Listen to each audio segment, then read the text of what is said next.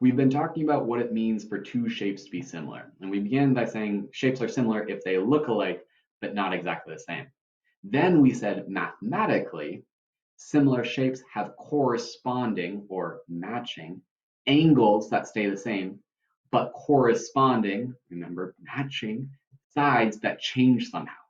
Today, we're going to add another step into that definition and better understand how we can mathematically prove if two shapes are similar or not, based on what we notice about how their corresponding sides change. And this is really important because we know we can't just change the sides any which way, like this fist that we've been looking at, for example. If we change the sides to look like this, we can make it bigger. Well, that's not similar, right? Because that's all stretched out and distorted. We can't just change them by going that way. We also can't just change the sides this much and call it good, because that's also distorted. So we are going to be looking for the pattern in the rule today. So how can we change the corresponding sides so that when we make something bigger, it still looks the same, still looks similar? And to begin exploring that today, I want you to begin looking at these two triangles. What I want you to do is pause the video and spend some time reflecting on, first, match up the corresponding sides, but then what do you notice about how those corresponding sides change to get from the smaller triangle to the larger similar triangle? So pause right now, spend some time. What do you notice? And hopefully now you've had some time, you paused it, and you've picked up on a couple patterns maybe that you're noticing is changing between the corresponding sides. First thing that you might notice is that, oh, those vertical sides on both triangles, they correspond to each other. So 2 corresponds to the length that's 4. And how do those relate? Well, you might have picked up on the fact that 2 times 2 equals 4. Another set of corresponding sides that you probably noticed are the bases of the triangles. So the bottom horizontal part. 3 corresponds to that length that is 6. How do they compare?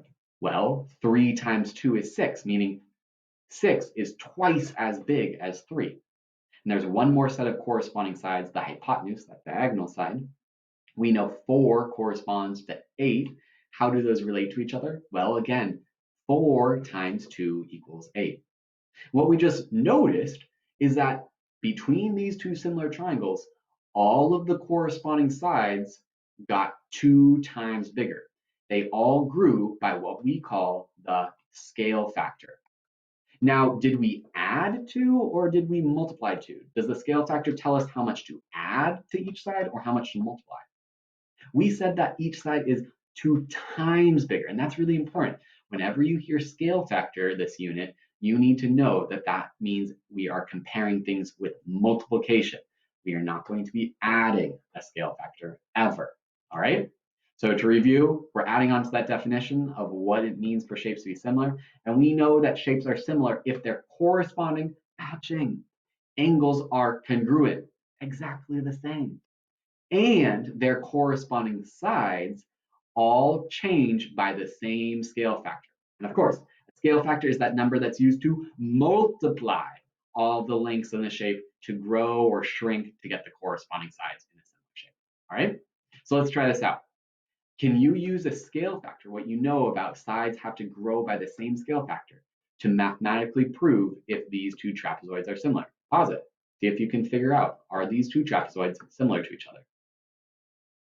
And to do that, you're probably going to start comparing the corresponding sides. I know the top corresponds to the top in the bigger trapezoid. Okay, so how many times bigger is it getting? It's getting 3 times bigger. What about the bases of the two trapezoids? 8 and 24. Is it the same scale factor? 8 times 3 equals 24? Yeah. All right, we've got to check all the corresponding sides. 2 times 3 also gives us those other corresponding sides. So do all the sides grow by the same scale factor? 4 times 3, 8 times 3, 2 times 3? Yes. So yes, these trapezoids are similar because there is a scale factor of 3. What about these rectangles? Careful now, because they look similar. They look like the same shape, just different sizes. But are they mathematically similar based on what we know about scale factor?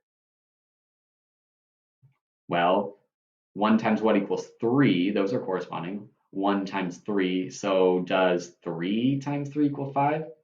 No, these are not similar. Not all the corresponding sides grew by the same scale